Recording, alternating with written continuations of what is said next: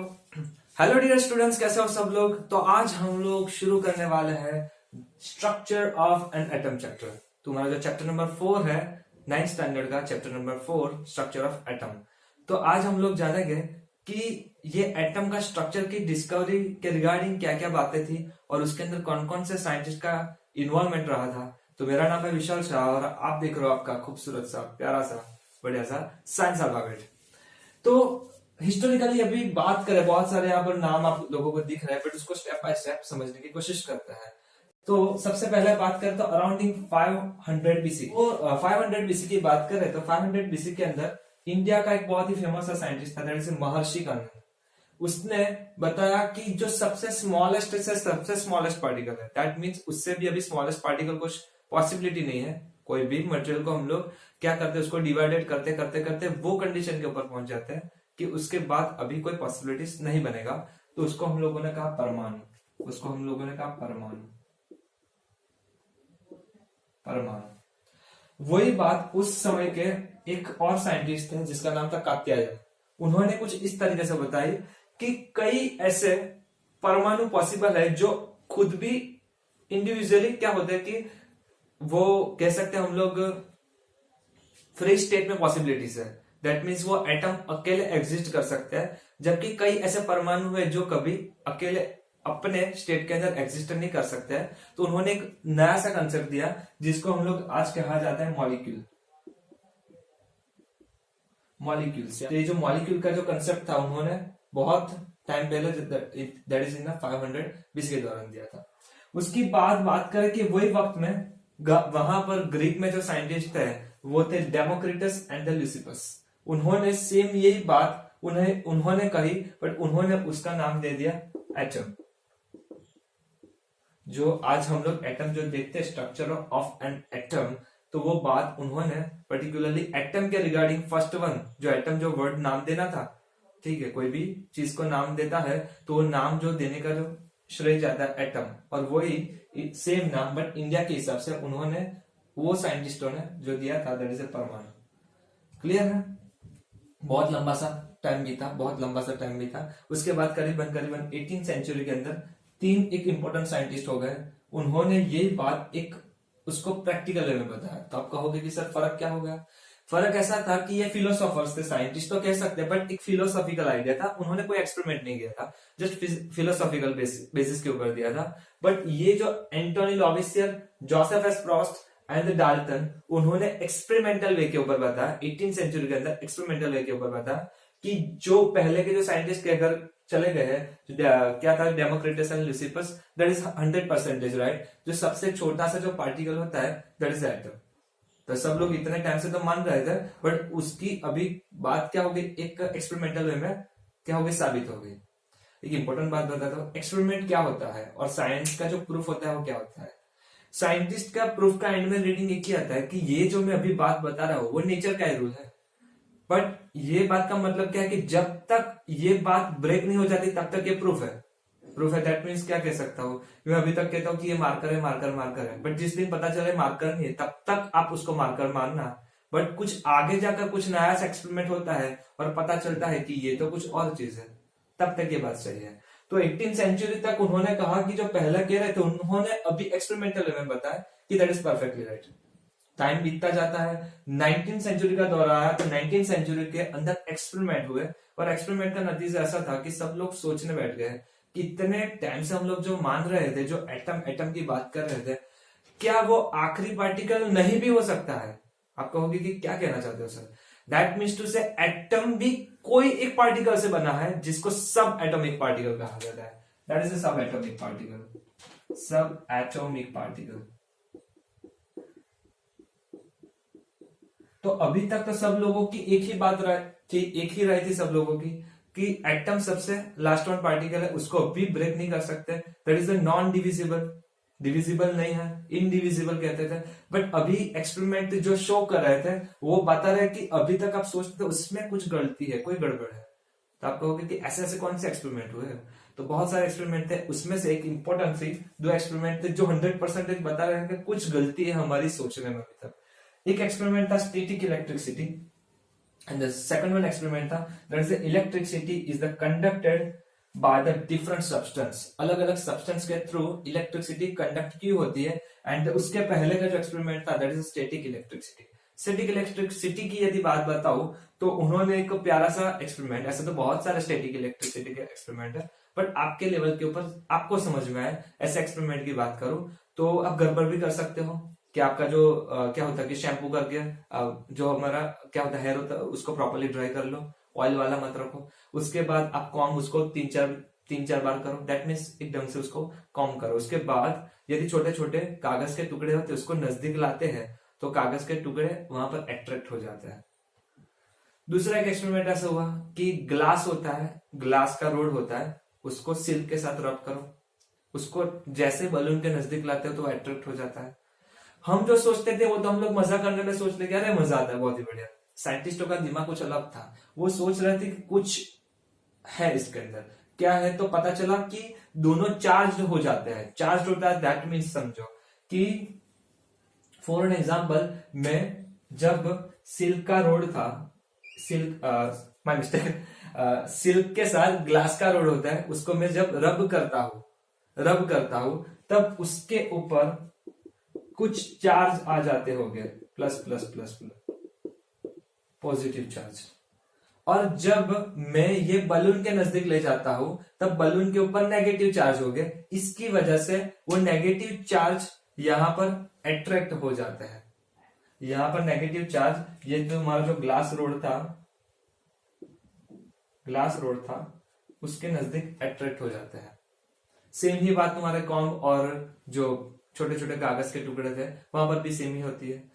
तो ऐसे बहुत सारे एक्सपेरिमेंट, एक तो मैंने जस्ट आपको एक दो बताया, ऐसे बहुत सारे एक्सपेरिमेंट, और उसका नतीजा हुआ कि कुछ तुम्हारे जो एटम है उसके अंदर भी कुछ है। तो क्या है, कुछ क्लियरिटी नहीं थी।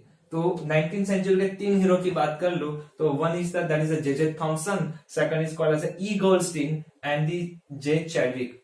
उसके अलावा बहुत सारे अलग अलग साइंटिस्टों का भी इन्वॉल्वमेंट रहा था, बट ये 3 आपको बेसिकली अभी 9th स्टैंडर्ड के लेवल के ऊपर पढ़ना है। और एक नील्स बोर भी आएगा और बहुत सारे है, बट मेनली थोड़े बहुत के ऊपर ही थोड़ी बहुत डिस्कशन है। ज्यादा डिस्कशन तुम्हारी थोड़ी 11th 12th साइंस के अंदर आएगा, फिजिक्स और केमिस्ट्री दोनों के अंदर आएगा। और यदि फिजिक्स के ऊपर आप आगे स्टडी करोगे तब जाकर और डिटेल में आएगी। यहाँ तक क्लियर है? तो थोड़ी उसके ऊपर बात अभी स्टेप बाय स्टेप जानने की कोशिश करते हैं कि सब एटॉमिक पार्टिकल्स कौन कौन से थे और कौन से साइंटिस्ट ने किस टाइप के सब एटॉमिक पार्टिकल्स को ढूंढा गया, माने कि उन्होंने किस सब एटॉमिक पार्टिकल्स को ढूंढा है। तो ठीक है, तो चलो स्टार्ट करते हैं, तब तक मैं उसको रब कर देता हूँ। तो पर्टिकुलरली जो ये कॉम वाला एक्सपेरिमेंट था और जैसे कि मैंने यहाँ पर ग्लास रोड का एक्सपेरिमेंट था, ऐसे बहुत सारे एक्सपेरिमेंट का नतीजा ऐसा हुआ कि साइंटिस्टों को यहाँ पर कुछ कंफ्यूजन हो गया कि कोई सब एटॉमिक पार्टिकल तो पक्का मौजूद है। तो उसके अंदर सबसे पहले बात करते हैं जे थॉमसन ने 19वीं सेंचुरी के अंदर एग्जैक्टली उसने बताया कि atom is indivisible but contain at least one सब एटॉमिक पार्टिकल। एक बात जानो, इतना लंबे टाइम से जो सब लोग मानकर चल रहे थे कि एटम को डिविजिबल नहीं कर सकते, तो ऐसा जे थॉमसन उठाकर सीधा तो नहीं कह सकता था। बात समझ रहे हो कि जे थॉमसन कहेगा कि नहीं एटम कुछ नहीं है, उससे भी अंदर कोई पार्टिकल है, तो सब लोग मानेंगे नहीं। तो जे थॉमसन ने बहुत ही प्यारे तरीके से ऐसा बताया कि बात सही है आपकी, वो इंडिविजिबल है, गलत नहीं है, बट उसके अंदर एक सब एटॉमिक पार्टिकल पक्का है। तो जो सब एटॉमिक पार्टिकल था उसका उसने नाम क्या दिया, इलेक्ट्रॉन। बात समझ रहे हो कि उसने बहुत ही प्यारे तरीके से बताया कि डिविजिबल पक्का नहीं है, वो डिविजिबल हो ही नहीं सकता, इंडिविजिबल है। बट उसके अंदर अभी तक जब कह रहे थे ना कि एटम ही है, वो ऐसा नहीं है, उसके अंदर एक पार्टिकल है जो बाहर तो नहीं निकल सकता, है अंदर पक्का। तो उसको नाम दे दिया कि सब एटॉमिक पार्टिकल को, जिसको नाम दे दिया इलेक्ट्रॉन। और उसने बताया कि उसके ऊपर जो चार्ज होता है ना वो नेगेटिव चार्ज होता है। तो सब लोग कहने लगे कि हाँ वो बात सही है, अभी समझ में आया कि जो हमारा जो ग्लास रोड था वो नेगेटिव चार्ज क्यों होता था, या फिर कॉम होता था वहां पर ऐसा क्यों हो रहा था। पर अभी बात समझ में आया कि उसके ऊपर जो एटम के अंदर जो सब एटॉमिक पार्टिकल थे ना वो नेगेटिव चार्ज वाले थे, जिसकी वजह से वो चार्ज हो रहा था। तो उसने बताया उसके पहले यहां पर 1886 के दौरान ई गोल्डस्टीन नाम का साइंटिस्ट था जिसने ढूंढा था, पर उसको पता ही नहीं था कि ये सब एटॉमिक पार्टिकल है। तो आप कहोगे कि ये क्या बात हो गई सर। हाँ वही बात है यहाँ पर, presence of a new radiation. उसने क्या कहा कि बात समझो, चलो मैं बता ही देता हूं। यहाँ पर एक डिस्चार्ज ट्यूब ले लिया, यहाँ पर क्या होता है कि एक डिस्चार्ज ट्यूब लेते हैं, दैट मीन्स यहाँ पर एक ट्यूब लेते हैं, उसके अंदर एक गैस फिल करते हैं, ठीक है, और उसका प्रेशर बहुत ही कम रखते हैं। यहाँ पर प्रेशर बहुत ही कम रखते हैं, जिसकी वजह से बहुत कम इसके अंदर एटम मौजूद हो पाए। अभी ये यहाँ पर उसकी एक साइड पर, यहाँ पर और दूसरी साइड पर उसने उसको कनेक्ट कर लिया, उसको एनोड और कैथोड कहा जाता है। 10th स्टैंडर्ड के अंदर ये बात थोड़ी और ज्यादा देखने को मिलेगी, बट अभी चलो फिलहाल थोड़ा समझ कर चलते हैं कि उसने क्या कर दिया कि यहाँ पर उसको वायर के थ्रू कनेक्ट करके एक बैटरी के साथ जोड़ दिया, एक बैटरी के साथ उसको जोड़ दिया, ठीक है, बैटरी के साथ उसको जोड़ दिया। तो यहाँ पर ये प्लस चार्ज हो और यहाँ पर माइनस, उसका एक सिंबल आता है कि बैटरी का एक प्लस साइड और एक माइनस साइड। आपने सेल भी लिया होगा छोटा सा, वहां पर भी प्लस माइनस लिखा हुआ आता है। तो यहाँ पर मैं प्लस और माइनस गिन लेता हूँ। तो उसने ये एक्सपेरिमेंट किया था, अंदर क्या था कि यहाँ पर अंदर गैस ले लिया था और गैस का प्रेशर कम रखा था। प्रेशर कम हो जाने की वजह से वहां पर कम से कम एटम मौजूद हो गया। तो उसके लिए यहाँ पर छोटा सा हिस्सा जो वैक्यूम के साथ कनेक्ट किया था, वैक्यूम पंप के साथ कनेक्ट किया था, जिसकी वजह से अंदर प्रेशर कम से कम रहा है। अभी ये जो बैटरी थी वो हायर वोल्टेज वाली थी, दैट मीन्स यहाँ पर दोनों के बीच का जो वोल्टेज होगा वो ज्यादा होगा। मैंने कहा 10th में वो सब बात आएगी, फिर भी आपको अपने को तो यहाँ पर जानना है कि सब एटॉमिक पार्टिकल दूसरा कैसे ढूंढा गया, तो जस्ट जान लो क्या होता है। यहाँ पर ये प्लस चार्ज, यहाँ पर माइनस चार्ज ऑब्वियसली होगा। एक्सपेरिमेंट के जब उसने स्टार्ट किया तो एक्सपेरिमेंट के बेसिस के ऊपर उसको यहाँ पर पता चला कि यहाँ पर यदि पीछे कोई प्लेट रख देते हैं, कोई प्लेट रख देते हैं, बात समझो, प्लेट रख देते हैं, तो यहां से कुछ एक रेस जा रहे हैं, जो रेस दिखता नहीं है। क्या होता है कि कॉमन से अपने को दिखता नहीं है, बट कुछ रेस जा रहा है, तो उसने वो रेस को नाम दे दिया कैनल रेस, सिंपली नाम दे दिया कैनल रेस, जो दिखते नहीं है कॉमन सा, बट उसको पता चला एक्सपेरिमेंट के बेसिस के ऊपर कि कुछ रेस जाते हैं। तो उसने उस दौरान कुछ नहीं, सीधा सीधा जस्ट कैनल रेस लिख दिया, कुछ एक्स्ट्रा बात नहीं बताया। बट 19th सेंचुरी के अंदर जब जे थॉमसन ने एक्सपेरिमेंट किया तो बहुत सारे और साइंटिस्ट ने एक्सपेरिमेंट किया, और वो एक्सपेरिमेंट का रिजल्ट ऐसा आया कि उन्होंने पता चला कि जो ई गोल्डस्टीन जो करा था और जो कैनल रेस की बात कर था, वो कैनल रेस कुछ नहीं था, जो एटम के अंदर दूसरा जो सब एटॉमिक पार्टिकल था वो था। और ऑब्वियसली वो जा रहा था नेगेटिव साइड के ऊपर, तो नेगेटिव साइड की ओर जा रहा था, तो उसके ऊपर जो चार्ज होगा ऑब्वियसली पॉजिटिव होगा। तो उसने बताया कि जो सब एटॉमिक दूसरा पार्टिकल है, वो पार्टिकल का नाम तो ऑब्वियसली उस दौरान उन्होंने क्या दिया था, प्रोटॉन नाम दिया था, और कहा कि जो प्रोटॉन है उसके ऊपर जो चार्ज है दैट इज दी क्या होगा, पॉजिटिव चार्ज होगा। तो प्रोटॉन के पास जो चार्ज था दैट इज पॉजिटिव, प्रोटॉन के पास जो चार्ज था वो पॉजिटिव चार्ज का। एक्सपेरिमेंट यहां तक ही रुका नहीं, उन्होंने और डिटेल में और जाकर बातें बताई कि जो प्रोटॉन है ना एटम के अंदर ही है, बट वो प्रोटॉन है वो बड़ा सा पार्टिकल है, जबकि इलेक्ट्रॉन छोटा सा पार्टिकल है। प्रोटॉन बड़ा सा पार्टिकल है, इलेक्ट्रॉन छोटा सा पार्टिकल है। और एक बात बताई, एक्सपेरिमेंट वहां पर उतना भी डिटेल ही जाने की कोशिश करता है, तो ये प्रोटॉन का जो मास है ना दैट इज करीबन 2000 टाइम ऑफ द इलेक्ट्रॉन का मास। तो एक यहां पर बात लिख लेता हूं, mass of proton is approximately, not exactly, approximately 2000 time of mass of electron. That means to say, यदि मैं एक प्रोटॉन ले लेता हूं और एक इलेक्ट्रॉन लेता हूं, तो इलेक्ट्रॉन छोटा सा होगा, प्रोटॉन सा बड़ा सा होगा, इससे करीबन 2000 टाइम्स ज्यादा बड़ा होगा, 2000 टाइम्स ज्यादा बड़ा होगा। तो ये दोनों ने यहां पर बात किया, बहुत और लंबा सा वक्त बीता, सब लोग वही मानकर चल रहे थे कि अभी तो समझ में आ गया कि एक एटम है, एटम के अंदर एक इलेक्ट्रॉन और प्रोटॉन है। अभी वो बात खारिज हो गई, बात समझो। अभी जो मानकर चल रहे थे ना कि एटम इंडिविजिबल है, तो अभी थोड़ा सा सब लोगों ने कहा तो सब ने बात समझ में आई कि बात सही है। एटम के अंदर जो इलेक्ट्रॉन है ना, पता चला कि वो इजीली निकल जा सकते हैं, प्रोटॉन इजीली निकल नहीं सकते। ऐसा नहीं कि नहीं निकल सकते, निकल सकते बट इजीली नहीं निकल सकते। एक और बात जानने को मिली कि इलेक्ट्रॉन इज इजीली रिमूवेबल। यहां पर लिख देता हूं, ये जो इलेक्ट्रॉन्स की बातें थी, इलेक्ट्रॉन्स तो क्या था, इलेक्ट्रॉन इज इजीली रिमूवेबल, वो इजीली बाहर निकल जा सकते हैं, जब प्रोटॉन इजीली बाहर नहीं आ जा सकता था। करीबन अभी भी और 32 ईयर बीत गए। 1932 के दौरान जे चैडविक नाम का साइंटिस्ट था, उन्होंने कहा कि अभी अभी रुको रुको, कुछ गलती हो रही है। तो कहते हैं कि क्या गलती हो रही है, क्योंकि और एक पार्टिकल मौजूद है। तो सब लोग सोचने लगे कि ये क्या, पॉजिटिव भी है नेगेटिव भी है, सब खत्म होगा। तो एक पॉजिटिव और नेगेटिव क्या होता है कि एक दूसरे को कैंसिल करके न्यूट्रल बना देता है। तो कह रहा है कि अभी न्यूट्रल है तो अभी कौन सा पार्टिकल पॉसिबिलिटी है, सब एटॉमिक पार्टिकल अभी कुछ हो ही नहीं सकता। तो उसने कहा कि एक्सपेरिमेंट को और ध्यान से देखो। एक्सपेरिमेंट को और ध्यान से देखने पर पता चला कि एक और पार्टिकल है जिसका कोई चार्ज ही नहीं है, न्यूट्रल है। तो वो बात समझ में आती है कि पॉजिटिव प्रोटॉन है, एक इलेक्ट्रॉन है, वो तो न्यूट्रल हो जाएगा, प्लस एक न्यूट्रल होता है तो क्या न्यूट्रल ही रहेगा ना तुम्हारा एटम। तो ये नो इलेक्ट्रिक चार्ज वाला एक पार्टिकल मिला। और उसने और एक बात बताई कि जो न्यूट्रॉन है ना, उसका मास ऑलमोस्ट प्रोटॉन जितना है। इससे सब लोगों को पता चला कि हाँ वो बात सही है, क्योंकि अभी तक हम जो एक्सपेरिमेंट करते थे उसमें हम अपने को प्रोटॉन दिखता था, पर न्यूट्रॉन भी अपने को सेम ही जैसा दिखता था, क्योंकि मास सेम जैसा था। बट पता चला कि थोड़ा सा ज्यादा है न्यूट्रॉन का मास प्रोटॉन के मुकाबले। तो जो 1932 के दौरान जे चैडविक ने बताया। और यहाँ पर और एक बात बताई, बहुत ही इंपॉर्टेंट ध्यान से समझो, कि और एक बात बताई कि अभी एटम का मास होगा वो कैसा होगा। तो एटम का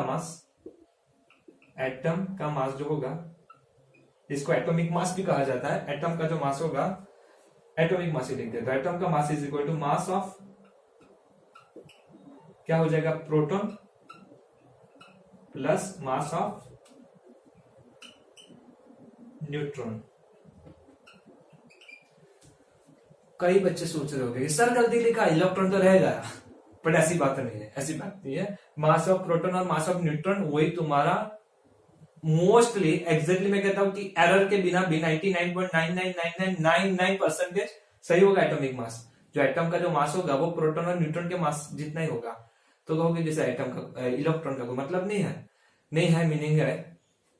एक बात समझो कि एक में हाथी होता है, ठीक है, वो हाथी को एक बड़े से स्केल लेकर बैठता हूँ, ठीक है, बड़ा सा एक स्केल ले लिया, उसके ऊपर एक हाथी को खड़ा करता हूँ, ठीक है, और हाथी को कुछ ऐसा करके खड़ा कर दिया और उसका वेट मेजर किया, तो मुझे वेट पता चला, उसका वेट है 6000 किलोग्राम। हाथी बड़ा सा होता है, उसका वेट भी ज्यादा होगा, तो 6000 किलोग्राम। फिर जैसे उसको नीचे उतारा और देखा तो किसने कहा अरे इसके ऊपर तो चींटी बैठी है। अभी इतना बड़ा हाथी, उसके ऊपर एक चींटी बैठ गई, तो अभी हम लोग ऐसा मानकर चले कि हाथी का वेट कम होगा, नहीं हो सकता ना, ऑलमोस्टली 6000 किलोग्राम ही कह सकते हैं, क्योंकि चींटी का वेट कितना होता है, कुछ नहीं। तो यहाँ पर बात वही है कि जो प्रोटॉन और इलेक्ट्रॉन ही ज्यादातर कंट्रीब्यूट करते हैं एटम के मास के अंदर। इलेक्ट्रॉन छोटा मोटा चींटी जितना है, कोई फर्क नहीं पड़ने वाला। दैट्स व्हाई मैंने जो एटम का मास था, that is a combination of the mass of proton and neutron का लिखा। ये जो मेन बात थी। अगले लेक्चर के अंदर हम लोग वो बात जानेंगे कि यहां तक तो बात सबको समझ में आ गई, पर एटम के अंदर वो डिस्ट्रीब्यूटेड कैसे होते थे। ऐसा था कि न्यूट्रॉन सेंट्रल में, उसके बाद प्रोटॉन है, बाद में इलेक्ट्रॉन है, या फिर इर्द गिर्द किस तरीके से है। तो उसमें भी बहुत अलग अलग साइंटिस्टों का इन्वॉल्वमेंट था। तो नेक्स्ट लेक्चर में भी बने रहेगा। और यदि मेरा ये लेक्चर अच्छा लगता है तो आपको अपने दोस्तों को भी शेयर करना, और ये लेक्चर को पूरा अच्छी तरीके से देखना और नोट्स भी बनाना। और जो थोड़े आलसू बच्चे हैं उन लोगों के लिए मैंने काम किया है कि ऐप की लिंक ये वीडियो के नीचे दिया है, तो वहां जाकर इसकी नोट्स मैंने खुद हैंड रिटन नोट्स बनाए हैं, तो वहां से जाकर आप उसको देख सकते हो। ठीक है, तो मिलते हैं नेक्स्ट लेक्चर में, तब तक टाटा बाय बाय।